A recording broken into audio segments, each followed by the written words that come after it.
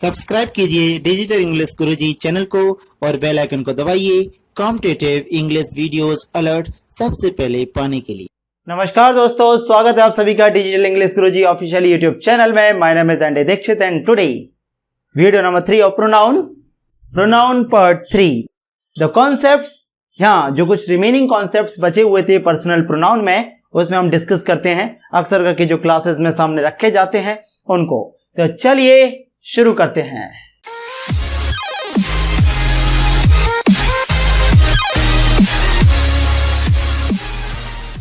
तो दोस्तों video first में, वीडियो सेकंड में आपने use of at, use of every kind of case यानी कि nominative case, of subjective case, objective case, possessive case, इन सारी चीजों का डिस्कशन देखा था। इस वीडियो में हम पर्सनल प्रोनाउन को पूरी तरीके से फिनिश करते हैं और समझते हैं, क्योंकि अगर बात करी जाए तो पर्सनल एंड रिलेटिव प्रोनाउन अक्सर करके पूछा जाता है। तो फर्स्ट पर्सनल प्रोनाउन में जो फर्स्ट कॉन्सेप्ट है आज का वीडियो का वो ये है कि अगर आपको किसी भी सेंटेंस में दिखाई देता है LET लेट, तो लेट के साथ आप यूज करेंगे objective case.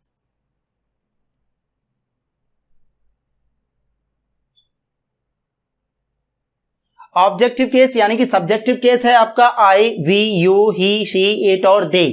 Objective case I का ऑब्जेक्टिव केस मी, वी का ऑब्जेक्टिव केस अस, यू का यू, ही का ऑब्जेक्टिव केस हिम, शी का ऑब्जेक्टिव केस हर, इट का इट और दे का objective case them. For example अगर आपको लेट कहीं भी दिखाई देता है किसी भी सेंटेंस में, तो आप उसके साथ में हमेशा यहां से लेकर के और जहां तक आप जाएं ऑब्जेक्टिव केस ही यूज करना। डियर ऑब्जेक्टिव केस यूज करना है। Then sentence let you and I go, तुमको और मुझको जाने दो। दैट यहां पर क्या हुआ है कि लेट यूज हो गया आपके सामने। अब जो लेट यूज हुआ है तो लेट के साथ में क्या मिला, यू। अब यू का सब्जेक्टिव केस भी यू रहता है और यू का ऑब्जेक्टिव केस भी यू रहता है। देखिए यू का सब्जेक्टिव केस भी यू है और यू का ऑब्जेक्टिव केस भी यू है। तो हम इसको ऐसा तो करेंगे नहीं कि यहां से यू को हटा करके और दोबारा से उसको यू लिखो, क्योंकि इसका सब्जेक्टिव और ऑब्जेक्टिव केस यू रहता ही है। Then simple let you and I go, तो यहां पर आई जो दूसरा है एंड से दोनों कनेक्टेड हैं, तो जब ये ऑब्जेक्टिव केस में होगा तो ये भी ऑब्जेक्टिव केस में होना चाहिए। तो यहां पर क्या होना चाहिए, मी। क्लियर ना? तो लेट के बाद में आप हमेशा यूज करोगे ऑब्जेक्टिव केस। अगर मैं कहीं भी यूज कर देता हूं लेट वी प्ले क्रिकेट, तो यहां होना चाहिए लेट आ गया। लेट के बाद में आपको क्या दिखाई दिया है, वी। वी का ऑब्जेक्टिव केस क्या होता है, अस। देन सिंपल आप यूज करोगे लेट अस प्ले क्रिकेट। हम बोलते हैं ना let's play cricket, that is let us play cricket. Okay, आइए क्रिकेट खेलते हैं। एक और sentence, he ordered me to let he come into office. Then sentence, यहां ऑर्डर है, ऑर्डर वर्ब है, वर्ब से पहले सब्जेक्टिव केस आ गया क्योंकि वर्ब से पहले हमेशा सब्जेक्टिव केस आता है। वर्ब के बाद में ऑब्जेक्टिव केस आ गया क्योंकि वर्ब के बाद में ऑब्जेक्टिव केस आता है। टू यूज हुआ, टू के बाद में लेट आया। अब लेट, देखिए एक वर्ब में कॉन्सेप्ट आता है कि लेट के साथ में कभी भी टू यूज नहीं करते, लेकिन ध्यान रखना लेट के बाद में यूज नहीं करना। लेट से पहले यूज हो जाता है, ऐसा कनेक्टर यूज हो जाता है, लेट के बाद में यूज नहीं होता। तो यहां पर लेट आया, लेट के साथ में यहां आया ही, जो कि गलत है। क्या होना चाहिए, ही का ऑब्जेक्टिव केस हिम। हमेशा ध्यान रखना कभी भी आपको किसी भी सेंटेंस में दिखाई दे लेट, तो लेट के साथ में आप क्या यूज करोगे, ऑब्जेक्टिव केस। नेक्स्ट है आपका एनी प्रीपोजिशन।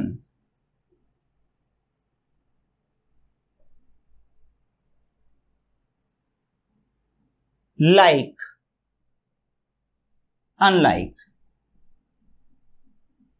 कोई भी प्रीपोजिशन आई किसी भी सेंटेंस में, लाइक आए या अनलाइक आई, लाइक या unlike as a preposition use होते हैं, तो वहां पर आप यूज करोगे उनके साथ में भी ऑब्जेक्टिव केस। जी हां, आप प्रीपोजिशन के साथ, लाइक के साथ में और अनलाइक के साथ में, प्रीपोजिशन के साथ में ऑब्जेक्टिव केस यूज करोगे। For example, she laugh at I, वह मेरे पर हंसी।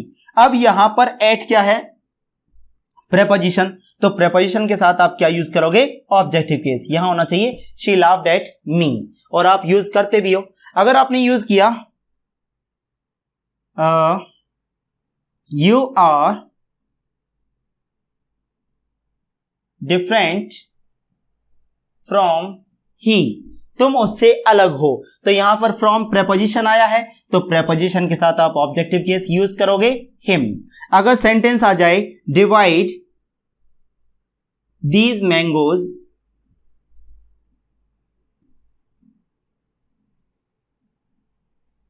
बिटवीन यू एंड आई, तो यहां पर डिवाइड आया, दीज मैंगोज आ गया, बिटवीन, बिटवीन क्या है? प्रेपोजिशन, प्रेपोजिशन के साथ में ऑब्जेक्टिव केस आएगा, तो यू यहां पर ऑब्जेक्टिव सब्जेक्टिव एक रहता ही है, आप यहां आई की जगह पर यूज करोगे मी। तो सिंपल, हम हर एक प्रेपोजिशन के बाद में ओनली ऑब्जेक्टिव केस यूज करेंगे। क्या यूज करेंगे? Objective case. क्लियर? नेक्स्ट है आपका, अगर आपको कहीं भी जेरंड दिखाई दे, जेरंड यानी कि मेन वर्ब में आईएनजी यूज करना, जैसे प्लेइंग क्रिकेट इज गुड, या फिर हमने swimming is good for health, अक्सर करके आप जेरंड भी पढ़ चुके हो हमारे वीडियोस में। तो सिंपल, अगर आपको जेरंड यानी कि मेन वर्ब के साथ आईएनजी दिखाई दे, तो उसके साथ में भी आप ऑब्जेक्टिव केस यूज करेंगे। और अगर कहीं भी इन्फिनेटिव दिखाई देता है, यानी कि टू प्लस वर्ब की फर्स्ट फॉर्म, तो आप उसके साथ में भी बिफोर एंड आफ्टर, यानी कि पहले भी, टू के से पहले भी और टू के बाद में भी, दोनों तरफ आप ऑब्जेक्टिव केस ही यूज करेंगे। एग्जाम्पल लेते हैं, देखिए अगर बात करी जाए एग्जाम्पल्स की, तो सिंपल यूज हो गया talking he is not good for अस, हमारे लिए उससे बात करना जो है अच्छा नहीं है। देन टॉकिंग ही, तो यहां सेंटेंस किससे स्टार्ट हो रहा है? टॉकिंग, यानी कि ये क्या है? जेरंड है, मेन वर्ब में आईएनजी यूज हुआ है, दैट इज जेरंड। तो इसके साथ में जो ही आया है ये गलत है, यहां पर होना चाहिए हिम। क्लियर? अगर मैं यूज करूंगा विजिटिंग वी इज, या visiting we will be good, तो यहां पर विजिटिंग यानी कि main verb plus first form आया है और उसमें आईएनजी आया है, तो ये क्या हुआ? जेरंड हुआ। तो इसके साथ में हमने लिखा वी, वी क्या है? सब्जेक्टिव केस, लेकिन इसके बाद में आपको यूज करना है objective case, that is it should be visiting us. Okay, तो अगर आपको जेरंड दिखाई देता है, यानी कि आईएनजी से कोई सेंटेंस स्टार्ट हो रहा है, तो उसके बाद में भी आपको ऑब्जेक्टिव केस यूज करना है, आपको बट के साथ में भी ऑब्जेक्टिव केस यूज करना है, आपको प्रेपोजिशन के बाद में ऑब्जेक्टिव केस यूज करना है, लाइक और अनलाइक के साथ में ऑब्जेक्टिव केस यूज करना है, लेट के साथ में भी ऑब्जेक्टिव केस यूज करना है, जेरंड के साथ में भी आपको ऑब्जेक्टिव केस इसी तरीके से यूज करना है। ओके, जैसे talking him is not good for us, he नहीं आएगा, visiting we will be good, तो वी की जगह पर विजिटिंग के साथ में अस आएगा, ना कि वी आएगा, क्योंकि ये दोनों जेरंड है और जेरंड के साथ में ऑब्जेक्टिव केस यूज करना है। नेक्स्ट एग्जांपल, तो डियर क्लास यहां पर यूज हुआ she requested I to come here. पहली बात तो यह है कि यहां पर टू इन्फिनेटिव है, और इन्फिनेटिव से पहले भी और बाद में भी, जैसा भी बताया गया कि इन्फिनेटिव यानी कि टू प्लस वर्ब की फर्स्ट फॉर्म के साथ में पहले भी और बाद में भी आपको ऑब्जेक्टिव केस ही यूज करना है। तो इसको चाहे ऐसे देख लो कि टू के से टू आया है, तो टू से पहले हमें आई की जगह पर मी लिखना है, या फिर ऐसे समझ लो ये सब्जेक्ट हो गया, ये वर्ब हो गया, वर्ब के बाद में ऑब्जेक्टिव केस आता है तो मी लिखना है। देन सिंपल, ये तो आप इजीली समझ ही सकते हैं। यहां देखिए, he hopes to meet I soon, he hopes to meet, जहां कहीं भी आपको टू देखेगा एज अ इन्फिनेटिव, तो इसके साथ में भी आप ऑब्जेक्टिव केस यूज करोगे, यानी कि इन्फिनेटिव के साथ में टू प्लस वर्ब की फर्स्ट फॉर्म के साथ में पहले और बाद में दोनों तरफ ऑब्जेक्टिव केस, और जेरंड के साथ यानी कि आईएनजी के साथ में भी आपको बाद में ऑब्जेक्टिव केस यूज करना है। Next, if you find in a sentence as so as, अगर आपको किसी भी सेंटेंस में एज या सो एज दिखाई देता है, एंड देन भी दिखाई देता है, एक्चुअली देन को हम रिपीट करेंगे क्योंकि देन के साथ में एक और चीज है। एज का मतलब होता है उतना ही जितना की, सो एज का मतलब होता है उतना नहीं जितना, ये नेगेटिव के लिए यूज होता है, दैट्स वाई। और देन यानी कि से, इन कंपैरिजन। तो अगर आपको किसी भी सेंटेंस में दिखाई दे एज, सो एज या फिर देन, तो दोनों साइड यानी कि बोथ साइड आप यूज करेंगे subjective case. As, so as और देन, इन दोनों साइड में आप सब्जेक्टिव केस यूज करेंगे। क्या यूज करेंगे? सब्जेक्टिव केस यूज करेंगे विद एज, सो एज और देन। देखते हैं एग्जाम्पल आए आपके सामने। He was as good as me. He माने वह, वॉज यानी कि था, एज गुड एज बीच में एडजेक्टिव आता है, बिकॉज एज, सो एज जब हम डिग्री एंड कंपैरिजन बताएंगे, इंटरचेंज ऑफ डिग्रीज बताएंगे, ट्रांसफॉर्मेशन बताएंगे, तो वहां पर इसको अच्छे से क्लियर करेंगे। एज एक कंजक्शन है, so as is also conjunction. As और सो एज के बीच में एडजेक्टिव आता है और ये दो सेंटेंस को कनेक्ट कर रहा है। वह था उतना ही अच्छा जितना कि मैं। तो यहां पर आपको क्या मिला? एज। तो एज के दोनों तरफ सब्जेक्टिव केस आता है, इधर तो सब्जेक्टिव केस हो ही गया, आप इधर भी सब्जेक्टिव केस यूज करोगे। आई बात समझ में आई? अगर आ जाए I am not so good as him, यहां पर आपको मिला मैं नहीं हूं उतना अच्छा जितना कि वह। तो यहां पर आपको सो एज मिला, सो के बीच में और एज के बीच में एडजेक्टिव आ गया। जहां कहीं भी आपको दिखाई दे एज या सो एज, आप दोनों तरफ सब्जेक्टिव केस यूज करोगे। तो यहां तो सब्जेक्टिव केस है ही, आप यहां पर भी यूज कर दोगे ही। क्लियर? तो I am not so good as he. एक और हम लेते हैं, he is better than me. अक्सर करके लोगों से जब पूछा जाए कि he is better than me सही है या he is better than I सही है, तो यहां पर स्टूडेंट्स जनरली बोलते हैं, लोग बोलते हैं he is better than me, but it is wrong, it should be he is better than I. क्योंकि एज यानी कि ये, सो एज यानी कि ए और देन यानी कि ये, इन दोनों के साथ, इन तीनों के साथ में दोनों तरफ आप सब्जेक्टिव केस यूज करोगे तो बेटर देन मी नहीं होगा, बेटर देन आई होगा। अगर हमने लिख दिया I am better than him, तो यहां हिम गलत है, होना चाहिए ही। अगर लिख दिया हर, तो यहां हर गलत है, होना चाहिए she. That is with as, so as and then both side we use subjective case. Simple. If we use then after then her, that it is wrong. हम इसकी जगह पर यूज करेंगे she, इसकी जगह पर I, और as और so as तो आप इजीली समझ गए होंगे। एक बार देख लीजिए, as, so as and then के दोनों तरफ हमें सब्जेक्टिव केस यूज करना है। We will use both sides subjective case with as, so as and then. So he was as good as I, not me. I am not so good as he, not him. He is better than me is wrong. He is better than I is correct. I am better than him is wrong. I am better than he is correct. Okay ना?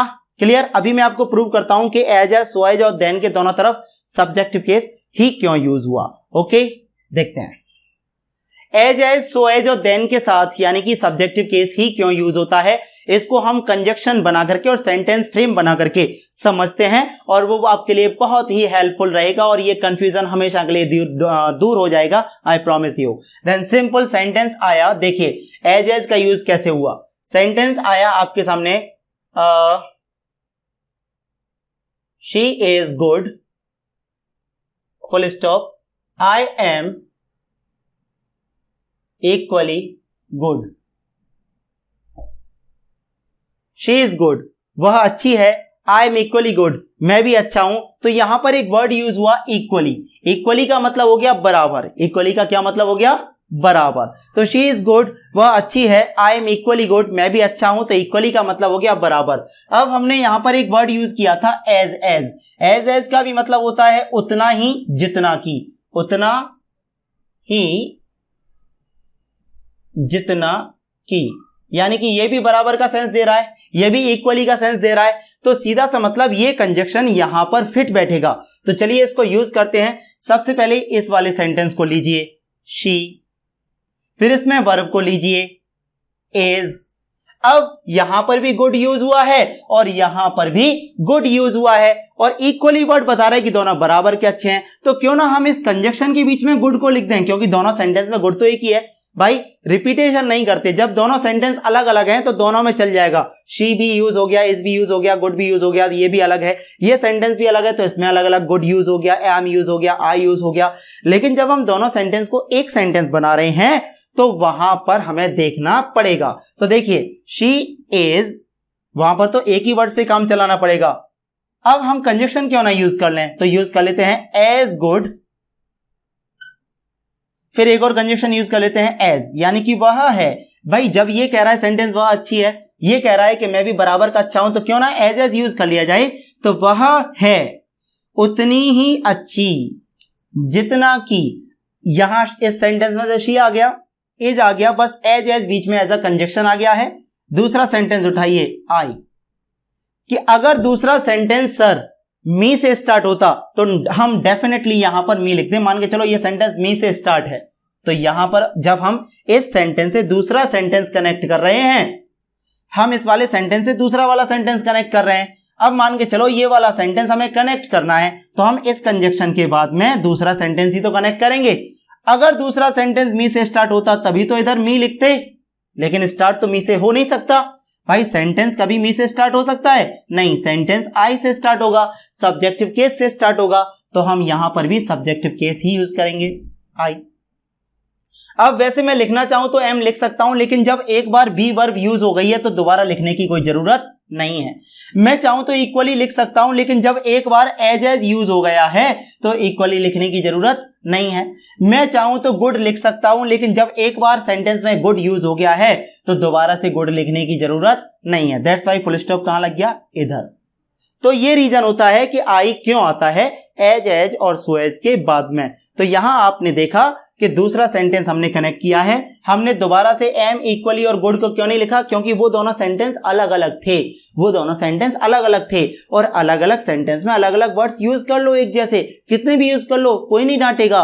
लेकिन बच्चों, लेकिन दोस्तों, जब आप दोनों sentence, तीनों sentence को मिलाकर के एक सेंटेंस बनाते हो तो आप रिपीटेशन नहीं कर सकते, आप वर्ड्स को बार बार यूज, उन्हीं वर्ड्स को यूज नहीं कर सकते हो, इसलिए सिंगल सिंगल वर्ड लेना पड़ता है, पता है? हाँ, तो यहां पर शी आ गया, एज आ गया, एज गुड एज, और दूसरा सेंटेंस आई से स्टार्ट हुआ है, बस इसमें डिफरेंट आई बैठा तो हमने आई लिख दिया, एम लिखा नहीं, इक्वली लिखा नहीं, गुड लिखा नहीं, क्योंकि एम यानी कि बी वर्ब एक बार यूज हो गई, am generally be verb use हो ही गया, इक्वली क्यों नहीं लिखा? इक्वली एज भी इक्वली का सेंस देता है ना, एज का भी मतलब बराबर है, इक्वल का भी मतलब बराबर है, तो एज लगा दिया, इसलिए इक्वली नहीं लिखा। और गुड क्यों नहीं लिखा? क्योंकि गुड भी ऑलरेडी यूज हो चुका है, दैट्स व्हाई फुल स्टॉप यहीं लग जाएगा और हम यूज करते हैं आई। अब समझो देन के साथ में कैसे यूज हुआ। भाई देन के साथ में भी समझ लो, ओके, देन के साथ में समझते हैं। तो देन के साथ में समझिए, शी इज गुड, वह अच्छी है, आई एम लेस गुड, मैं कम अच्छा हूं। यानी कि जब दोनों बराबर के थे तो हमने वो कंजक्शन उठाया जो बराबरी को दिखाता है। यहां पर कम और ज्यादा की बात हो रही है तो कम और ज्यादा के लिए देन उठाएंगे। देन सिंपल, अधिक कौन अच्छा है? ये, तो हम यूज करेंगे शी इज। जब ये कम अच्छा है तो ऑब्वियसली ये ज्यादा अच्छी हुई ना, तो ज्यादा के लिए गुड की कंपैरेटिव डिग्री क्या होती है? Better. She is better. Comparative degree के बाद में आप क्या यूज करते हो? देन। भाई यहां से शी ले लिया, इज ले लिया, गुड का बेटर बना दिया, क्योंकि ऑब्वियसली ज्यादा अच्छी है तो बेटर दिखाएंगे। अब दूसरा सेंटेंस जोड़ो, यहां से दूसरा सेंटेंस जोड़ा, आई से ही तो स्टार्ट हुआ है। अगर ये मी से स्टार्ट होता तो हम यहां मी लिख सकते थे, लेकिन क्या कभी कोई सेंटेंस मी से स्टार्ट हुआ है? ना, never, did not, do not, does not, has not, have not, will not and shall not. Then simple, यहां पर हम यूज करेंगे आई। जब ये सेंटेंस हम दूसरा कनेक्ट कर रहे हैं और दूसरा आई से स्टार्ट है तो आई ही लिखोगे और फुल स्टॉप लगा दो, क्योंकि एम रिपीट करेंगे नहीं, बी वर्ब एक बार आ गई। लेस यूज करेंगे नहीं, क्योंकि बेटर अपने आप में ज्यादा दिखा रहा है तो लेस दोबारा से दिखाने की जरूरत नहीं है, ओके। एंड गुड यूज करेंगे नहीं, क्योंकि कंपैरेटिव फॉर्म में बेटर अपने आप आ गया, तो simple he is better than I. बात समझ में आई कि देन के बाद आई कैसे आई? Okay, thank you. देन के साथ में सब्जेक्टिव केस ही नहीं, ऑब्जेक्टिव केस भी यूज होता है। यस, अगर सब्जेक्ट सब्जेक्ट में कंपैरिजन हो रहा है तो देन के साथ सब्जेक्टिव केस आएगा, अगर ऑब्जेक्ट ऑब्जेक्ट में कंपैरिजन हो रहा है तो देन के साथ ऑब्जेक्टिव केस आएगा। यस, अगर देन के साथ में सब्जेक्ट है और सब्जेक्ट में कंपैरिजन हो रहा है तो सब्जेक्ट, अगर इधर ऑब्जेक्ट और ऑब्जेक्ट में कंपैरिजन हो रहा है तो ऑब्जेक्टिव केस। कैसे, देखिए सेंटेंस आया, she loves you better than I. अगर हम यूज करें यहां पर she loves you better than I तो यहां पर दो सब्जेक्टिव केस हो गए। अगर हमने यूज कर दिया father loves Mohan more than I, यहां पर भी ये सब्जेक्टिव केस है कि पापा जो है मोहन से लव ज्यादा करते हैं, मैं कि मैं कम करता हूं, तो यहां ये भी सब्जेक्ट और ये भी सब्जेक्ट। अब ये जो है मोहन, ये है ऑब्जेक्ट, तो यहां पर दो सब्जेक्ट लव कर रहे हैं मोहन से, यहां दो सब्जेक्ट लव कर रहे हैं मोहन से, तो मोहन ऑब्जेक्ट है और ये दोनों सब्जेक्टिव केस हो गए। अगर इन्हीं सेंटेंस को लिखा जाए, इसको लिखते हैं शी लव्स यू बेटर या फिर मोर देन मी। अब यहां क्या हो रहा है, शी यानी कि लव करने वाला एक है और ऑब्जेक्ट अलग अलग हैं। ऑब्जेक्टिव केस एक, ऑब्जेक्टिव केस दो, यानी कि लव करने वाला सब्जेक्ट एक है, लव हो रहा है दो लोगों से, तुमसे भी और मुझसे भी, लेकिन यहां पर शी लव्स यू बेटर, वो तुमसे ज्यादा अच्छे से लव करती है, शी लव्स यू मोर, वो तुमसे ज्यादा लव करती है बजाय मेरे से। यानी कि दो बच्चे हैं, उनसे उनकी मम्मी जो है लव करती है, एक से ज्यादा करती है, एक से कम करती है, तो लव करने वाली मम्मी एक हो गई ना, और जिस पर लव किया जा रहा है, किए गए काम का इंपैक्ट पड़ रहा है, वो दो ऑब्जेक्ट हो गई, तो ऑब्जेक्ट पे एक पे कम हो रहा है, एक पे ज्यादा, तो यहां पर ऑब्जेक्ट ऑब्जेक्ट में कंपैरिजन हो रहा है, तो ये भी सेंटेंस सही है। यानी कि जब कंपैरिजन सब्जेक्ट का सब्जेक्ट से होगा तो सब्जेक्टिव केस देन के बाद आएगा, और सब्जेक्ट और ऑब्जेक्ट का ऑब्जेक्ट से कंपैरिजन होगा तो ऑब्जेक्टिव केस देन के साथ में आएगा। बट वो वाला सेंटेंस था ना, he is better than I, यहां पर आई ही रहेगा, यहां कभी भी मी नहीं होगा, क्योंकि यहां पर सब्जेक्ट में ही कंपैरिजन हो रहा है, ऑब्जेक्ट्स में नहीं हो रहा। लेकिन इस सेंटेंस में अगर हम पढ़ते हैं कि शी लव्स यू बेटर या she loves you more than I, तो यहां पर दो लोग लव करते हैं एक आदमी से, तो दो सब्जेक्ट्स में कंपैरिजन है, तो ये सही है। यहां पर दो सब्जेक्ट्स में कंपैरिजन है, मोहन से लव हो रहा है, मोहन ऑब्जेक्ट है, तो ये सही है। यहां पर she loves you better than मी, ये वाला सेंटेंस भी सही है, क्योंकि लव करने वाला एक है और जिन पर लव किया जा रहा है वो दो हैं, एक पर कम किया जा रहा है, एक पर ज्यादा किया जा रहा है, देन सिंपल ऑब्जेक्टिव में कंपैरिजन हो रहा है, तो ऑब्जेक्टिव केस आएगा देन के बाद में। क्लियर? Thank you. नेक्स्ट है आपका फर्स्ट पर्सन प्रोनाउन। कौन सा है? First person pronoun I and we. मैंने आपको फर्स्ट टॉपिक में बताया था, फर्स्ट पार्ट में प्रोनाउन के फर्स्ट पर्सन आई और we, second person you and third person he she it और दे। अगर आपको किसी भी सेंटेंस में, if you find in a sentence first person, second person and third person pronoun, अगर आपको किसी भी सेंटेंस में first person, second person and third person pronoun एक साथ मिलते हैं, बिल्कुल, if you find in a sentence first person, second person, third person pronoun together, तो आप वहां पर यूज करोगे 2, 3 एंड 1। ये तो आप सभी जानते हैं अच्छे से, 2, 3 एंड 1। 2, 3, 1 का मतलब सबसे पहले 2 यानी कि सेकंड पर्सन, फिर आएगा आपका 3 यानी कि थर्ड पर्सन, और फिर आएगा आपका फर्स्ट यानी कि first person. Second person, third person और फर्स्ट पर्सन, 2, 3 और 1। सबसे पहले सेकंड पर्सन, फिर थर्ड पर्सन और फिर फर्स्ट पर्सन। मान के चलो किसी भी सेंटेंस में देखो, सेकंड पर्सन कौन सा होता है? You, third person he she it और दे, और first person I and we. First person I we, first person I we, second person you, second person you and third person he she it they. तो second person you, third person he she it और they या किसी का नाम, और first person I and we. तो अगर आपको किसी भी सेंटेंस में मान के चलो सेकंड पर्सन नहीं दिया तो आप यूज करोगे 3 और 1। मान के चलो सेकंड पर्सन नहीं दिया तो आप यूज करोगे 3 और 1 यानी कि 31। मान के चलो अगर आपको फर्स्ट पर्सन नहीं दिया तो आप यूज करोगे 2 एंड 3 यानी कि 23। फर्स्ट पर्सन नहीं दिया तो 2 एंड 3। मान के चलो थर्ड पर्सन नहीं दिया तो 2 एंड 1, 2 और 1 यानी कि 21। वैसे फॉर्मूला है 231। Example, I, he and you are friends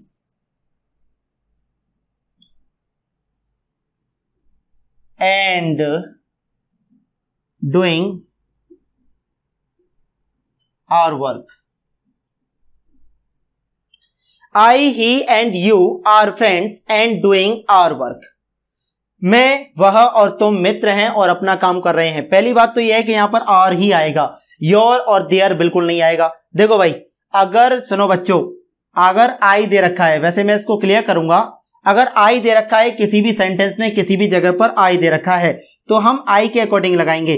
अब आई की फैमिली ये है तो आई प्लूरल, सिंगुलर तो है नहीं है, प्लूरल में आया है यानी कि 3 लोगों को साथ में लेके आया है, तो इसी के अकॉर्डिंग यूज करेंगे आवर। क्लियर? अगर यहां पर आई नहीं होता तो यू के अकॉर्डिंग लगाते योर, और अगर आई और यू दोनों नहीं होता, ही, शी, इट या किसी का नाम होता तब लगाते देयर। यानी कि अगर 3 लोगों में या 2 लोगों में फर्स्ट पर्सन मौजूद है तो जो पॉजेसिव केस लगेगा ना वो फर्स्ट के अकॉर्डिंग लगेगा। अगर फर्स्ट नहीं है, सेकंड और थर्ड मौजूद है तो सेकंड के अकॉर्डिंग लगेगा, और अगर सेकंड भी नहीं है, फर्स्ट भी नहीं है, थर्ड है, ओनली थर्ड पर्सन है सभी, तो थर्ड के अकॉर्डिंग लगेगा देयर। यानी कि सेंटेंस में अगर आई मौजूद है तो आई के अकॉर्डिंग, एक आई है तो माई, और अगर आई के साथ बहुत सारे लोग हैं तो आवर। अगर यू है और यू के साथ बहुत सारे लोग हैं लेकिन आई नहीं है तो योर, पॉजेसिव केस। और अगर आई भी नहीं है, यू भी नहीं है, ही, शी, इट और थर्ड पर्सन में ही बहुत सारे लोग हैं तो देयर, सिंपल। तो यहां पर आवर लग गया। लेकिन यहां पर क्या है, गलती यहीं हो गई, क्योंकि ये हो गया फर्स्ट पर्सन, ये हो गया थर्ड पर्सन, ये हो गया सेकंड पर्सन, 1 3 2, लेकिन ये होना चाहिए था 2 3 और 1। यानी कि सबसे पहले second person you, he and I are friends and doing our work. अब कुछ बच्चे कहते हैं कि सर आई के साथ एम क्यों नहीं आया? अरे बेटा, वो सब्जेक्ट वर्ब एग्रीमेंट है, जब एज वेल एज वगैरह से सेंटेंस कनेक्ट होते हैं। यहां पर ये 3 लोग हैं, यू, ही एंड आई, 3 हो गए ना, तो एंड से कनेक्टेड जब कोई भी चीज होती है तो वो प्लूरल होगी। 3 लोग अलग अलग हो गए भाई, तुम, वह और मैं, 3 लोग हो गए, तो डेफिनेटली आई को कंसीडर मत करो, तीनों को कंसीडर करो। तो क्या आएगा? आर, प्लूरल ही आएगा। तो अगर first person, second person and third person तीनों एक साथ दे रखे हैं तो आप यूज करोगे 2 3 और 1। सबसे पहले सेकंड पर्सन, फिर थर्ड पर्सन और फिर फर्स्ट पर्सन। मान के चलो फर्स्ट पर्सन इस सेंटेंस में नहीं दे रखा है तो यू और ही यूज होगा। अगर थर्ड पर्सन नहीं दे रखा है तो यू एंड आई यूज होगा, और अगर सेकंड पर्सन नहीं दे रखा है तो ही एंड आई यूज होगा। रहेगा सीक्वेंस वही, रहेगा ऑर्डर वही, 2 3 और 1। अब एक क्वेश्चन आता है कि सर ऐसा क्यों यूज करते हैं? देखो भाई, फर्स्ट पर्सन यानी कि मैं, सेकंड पर्सन जो मेरे सामने है जिससे मैं बात कर रहा हूं, और थर्ड पर्सन हम दोनों मिलकर के जिसके बारे में बात कर रहे हैं। अगर आप मेरे से बात करने लग जाते हो तो आप फर्स्ट पर्सन हो गए, मैं सेकंड पर्सन हो गया, और थर्ड पर्सन फिर भी वही रहेगा जिसके बारे में हम दोनों बात कर रहे हैं। तो मैंने बात स्टार्ट की, मैं फर्स्ट, आप सुन रहे हो, आप सेकंड। आपने बात स्टार्ट की, आप फर्स्ट, मैं सुन रहा हूं तो मैं सेकंड। अब मान के चलो हम और आप बैठे हुए हैं और चाय पी रहे हैं, कॉफी पी रहे हैं। अगर कॉफी आई, दोनों के लिए आई, तो हम दोनों अपना अपना कप उठा लेंगे। लेकिन एक कॉफी आती है मेरे लिए, तो as per the Hindu culture, as per the Indian culture, हम सबसे पहले अतिथि देवो भव, सामने वाले को पूछते हैं, सर आप लीजिए, मैं और ले लूंगा। तो सबसे पहले सेकंड पर्सन, फिर मैं अपने आप को लेके आऊंगा फर्स्ट पर्सन। क्लियर? तो 2 और 1 हो गए। यहां देखो, मेरे लिए कॉफी आई,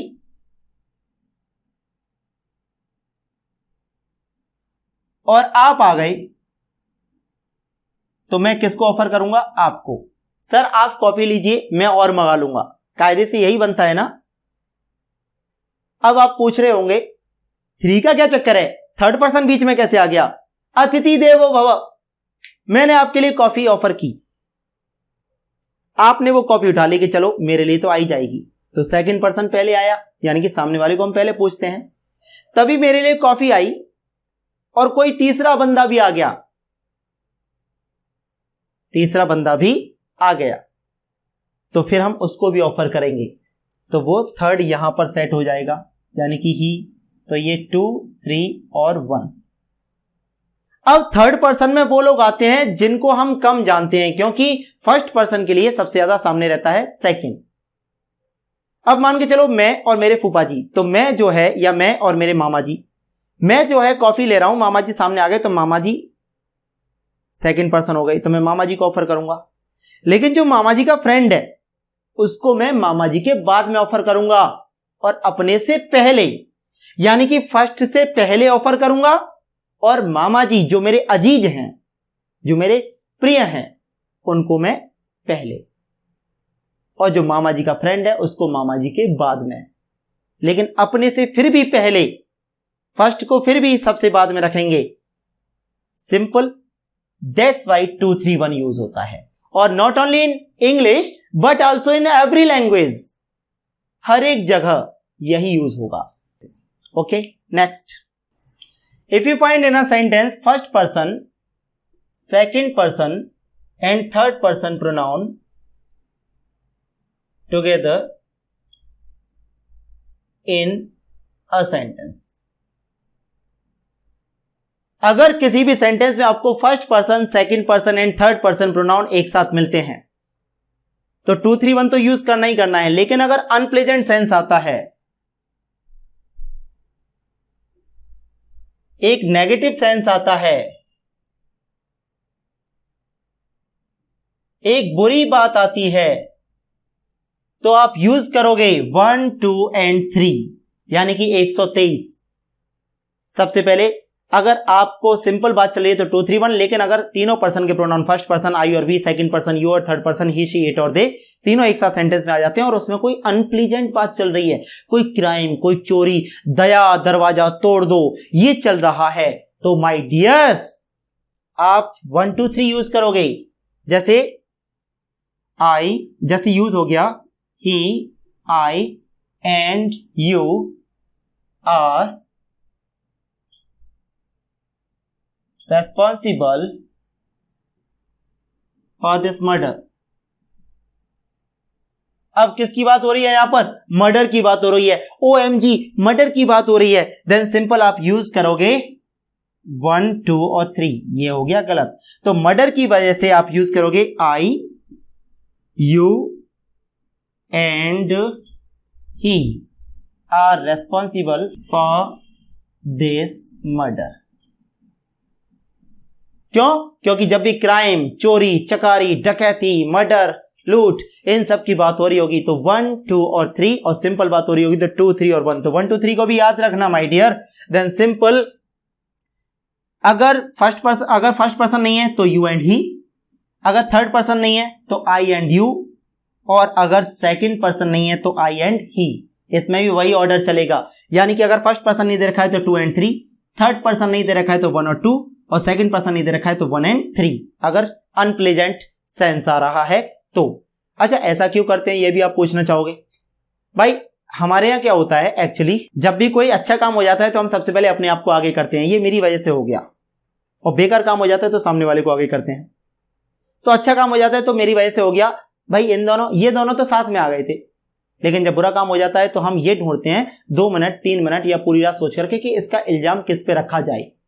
कहते हैं ना, बहुत सारे महापुरुष कहते हैं कि अगर तुमसे कोई गलती हो जाए तो टेंशन ना लो, आराम से किसी कोने में जाकर के ये सोचो कि आखिर इसका इल्जाम किसके ऊपर रखा जाए। तो सबसे पहले उस आदमी का नाम लेते हैं जो था ही नहीं, लेते हैं नहीं, फिर उसके बाद में ये चला गया था, इसको बचाने में चला गया, फिर मेरा भी नाम आ गया। तो अक्सर करके हमारे यहाँ उल्टा होता है, लेकिन कायदे से होना क्या चाहिए, सबसे पहले फर्स्ट पर्सन अपने आप को आगे करो, second person and third person. Then simple, अगर अनप्लेजेंट सेंस आता है तो 1, 2, 3, और प्लेजेंट सेंस आता है 2, 3 और 1। ओके, यह भी कहा जाता है कि अगर first person, second person and third person pronoun plural में है तो भी आप वहां पर सीक्वेंस रखोगे 1, 2 और 3 123 का। जैसे सेंटेंस आ जाता है आपका you, they and we are friends. You, they and we, तो देखो ये भी प्लूरल में है, ये भी प्लूरल में है, एंड कंसीडर इट, ये भी प्लूरल में है। तो आप यहां पर भी यूज करोगे 1, 2 एंड 3 यानी कि 123। सबसे पहले वी, फिर आप यूज करोगे you and they. Why we use? Because they use and that's why we use. Then we are learning the difference between their language and ours. तो सिंपल हम किस तरीके से यूज करते हैं प्रोनाउन को। तो इन दिस वीडियो आपने पढ़ा पर्सनल प्रोनाउन के बारे में। विद लेट आप यूज करते हैं ऑब्जेक्टिव केस, बट के साथ ऑब्जेक्टिव केस, आप यूज करते हैं प्रेपोजिशन लाइक और अनलाइक के साथ में ऑब्जेक्टिव केस, एज और सो एज के दोनों तरफ सब्जेक्टिव केस। अगर देन के साथ में ऑब्जेक्ट और ऑब्जेक्ट में कंपैरिजन हो रहा है तो ऑब्जेक्टिव केस, सब्जेक्ट और सब्जेक्ट में कंपैरिजन हो रहा है तो subjective case. It is I होता है, मी नहीं होता। इट्स मी नहीं होता, इट्स आई होता है। He is better than I होता है, he is better than me नहीं होता। 1, 2, 3 यानी कि अनप्लेजेंट सेंस होगा या प्लूरल होंगे। तो अगर तीनों प्रोनाउन पर्सन्स के pronoun, first person, second person, third person, तीनों प्रोनाउन अगर एक साथ दे रखे हैं तो अगर कोई सिंपल सेंस आ रहा है, प्लेजेंट सेंस आ रहा है, प्यारा सेंस आ रहा है, सीधा सा सेंस आ रहा है तो 2, 3, 1 231। अदरवाइज अगर सेकंड पर्सन नहीं दे रखा है तो 3 और 1, थर्ड पर्सन नहीं दे रखा है तो 2 और 1, और फर्स्ट पर्सन नहीं दे रखा है तो 2 और 3। और अगर कोई अनप्लेजेंट सेंस आता है, क्राइम, चोरी चकारी की बात होती है तो 1, 2, 3, और प्लूरल होता है तो भी 1, 2, 3। Thank you very much, bye bye dear friends. And हाँ, प्लीज वीडियो आपको डेफिनेटली पसंद आया होगा, सो प्लीज लाइक करिए, शेयर करिए, सब्सक्राइब करिए, और प्लीज लाइक कर दो, शेयर कर दो, सब्सक्राइब कर दो। और हाँ, बहुत सारे स्टूडेंट्स अक्सर करके हम पूछते हैं कि हाँ भाई आपने वीडियो जनरली सब्सक्राइब किया, तो वो ये कहते हैं कि हाँ सर मैंने आपके सारे वीडियो सब्सक्राइब कर दिए। तो माय डियर, वीडियो सब्सक्राइब नहीं होते, चैनल सब्सक्राइब होता है। सो प्लीज चैनल पर जाकर के उसको सब्सक्राइब करिएगा, क्योंकि जो शुरुआत में आपके सामने आता है ना, फोन आता है, उसमें बताता है कि आप प्लीज सब्सक्राइब करिए और ये सब्सक्राइब वाले बटन पर क्लिक करिए, उसके बाद घंटा बजाइए, बेल बजाइए, एटसेट्रा जो भी है। तो आप उस रिंग पर भी, उस बेल पर भी है ना क्लिक करिए, और सब्सक्राइब पर क्लिक करिए। पहले वो रेड होता है, उसके बाद में वो व्हाइट हो जाता है। सो प्लीज ये काम जरूर करिएगा। हर एक वीडियो को लाइक करिए, प्लीज शेयर करिए, सब्सक्राइब करिए, बहुत ही डिटेल में मिलने वाला है। एंड नेक्स्ट प्रोनाउन वीडियो मैं पूरा का पूरा पर्सनल प्रोनाउन के क्वेश्चंस लेकर के आऊंगा। Till then, bye bye.